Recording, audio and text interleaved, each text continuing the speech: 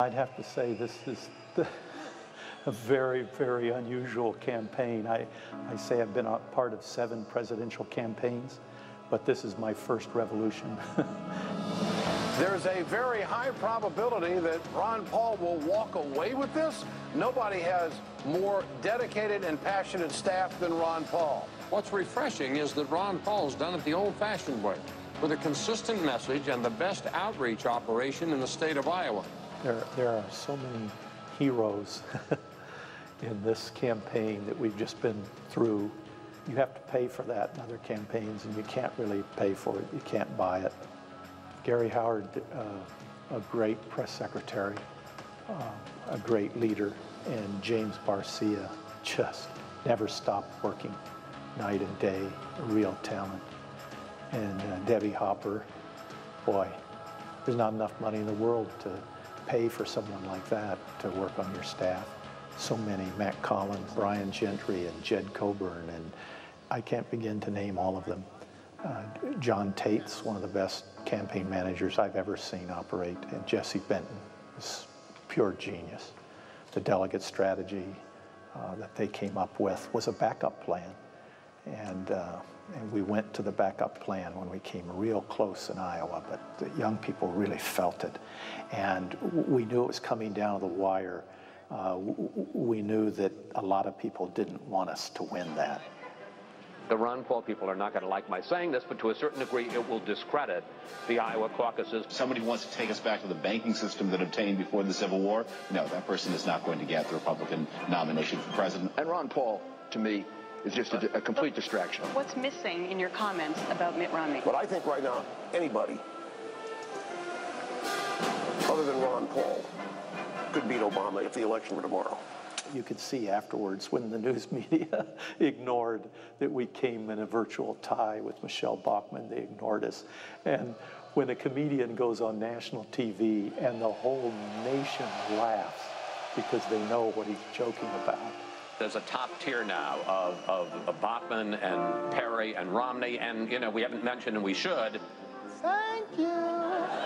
We haven't mentioned, and we should, Rick Santorum, who did really surprisingly well for the amount of money and resources he had. Rick Santorum, he didn't get half of what Ron Paul got. He lost to the guy who lost so bad he dropped out of the race. But we knew coming close wasn't good enough. And one of the young men there at the Iowa Cavalcade left the room. I saw tears in his eyes when the word came that we had come within just a few votes, but we'd come in second. And later I went into the restroom and he was throwing up. He was in a stall throwing up. That's how deeply felt and passionate these workers were in the campaign. They carried the world on their shoulders. They're taking on the whole establishment, trying to change the world. And Dimitri Kassari, I didn't mention him, but what tremendous work these people did. This will make history. This doesn't exist in any of the other campaigns. We did over 200,000 calls in the last 4 days. Yeah! Call till 11 p.m. Where'd all this energy come from? I mean, how'd you maintain that energy all day? Ron Paul! Yeah!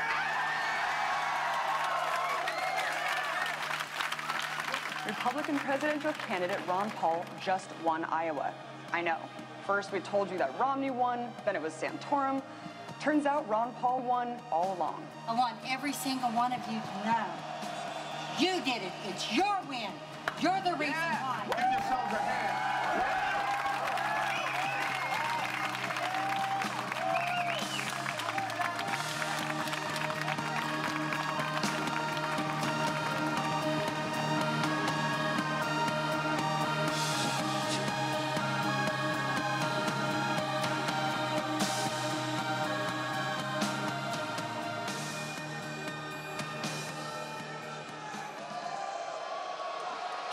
The greatest hero by far, there's no comparison, is Dr. Paul himself.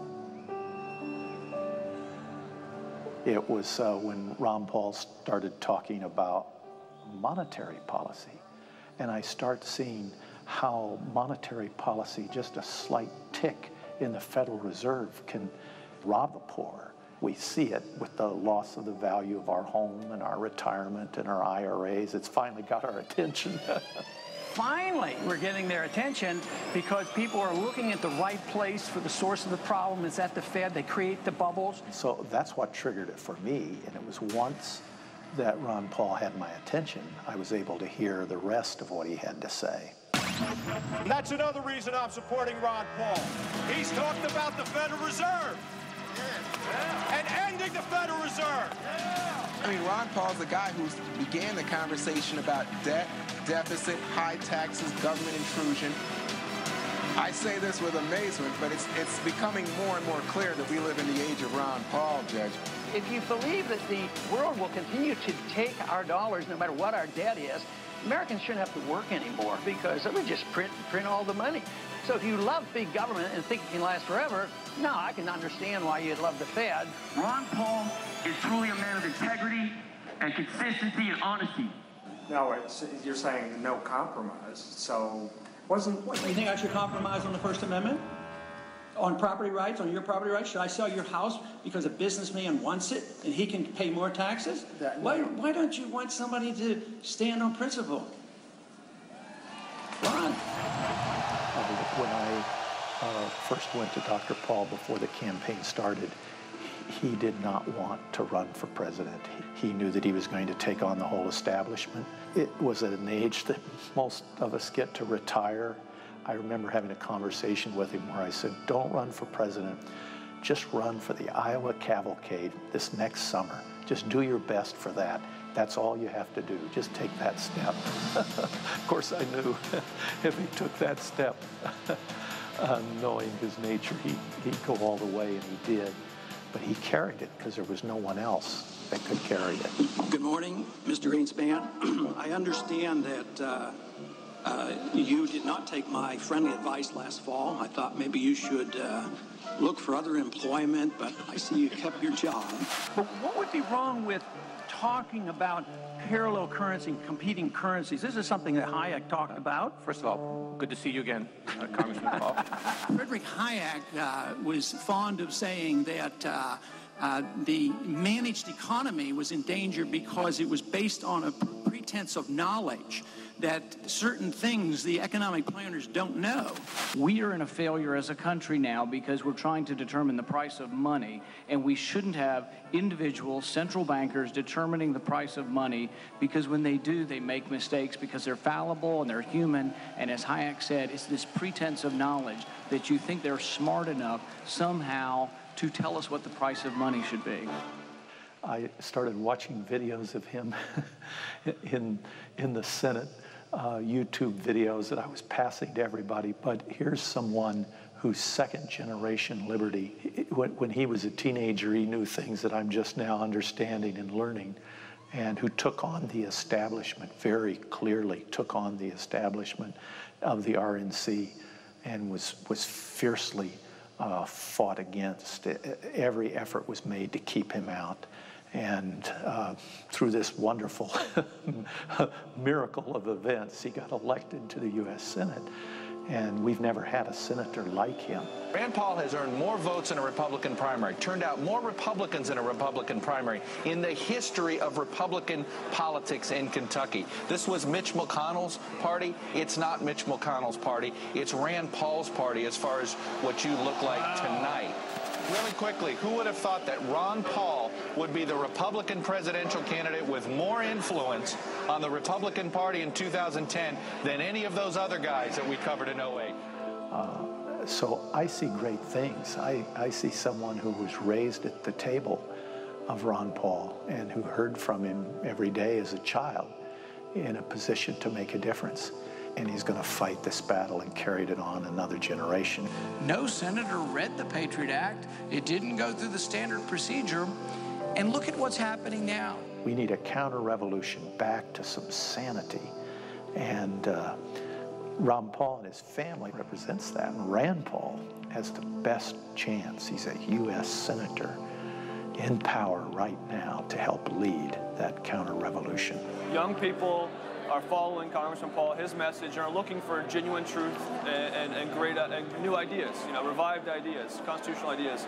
They see the national debt, they see these foreign wars, they see what's happening to the generation, and they're not willing to put up with this. And so what they need to do is prove to the Republican Party that that they are the loyal opposition in a sense, that they are the other big wing of the party. At some point, politics will have to be used. Many people are very critical of those who practice the art of politics, but if Ron Paul hadn't taken a step as a candidate, I'd have never heard of him, and I'd have never learned any of this. I'd hate to see our ideas co-opted by other people who use politics and say, now we're going to audit the Fed, but we don't. Now we're going to end wars, but we don't. I'd rather see true believers gain that political power. And I look to these new heroes of the revolution. I look Mike Lee and, of course, Justin Amash and Thomas Massey, Rand Paul, all these great leaders of the future. And I hope they will keep going and keep saying and keep writing and not be discouraged by any of us, because they will have to make some hard decisions about how to get this message out and when to get this message out. Timing is everything in politics.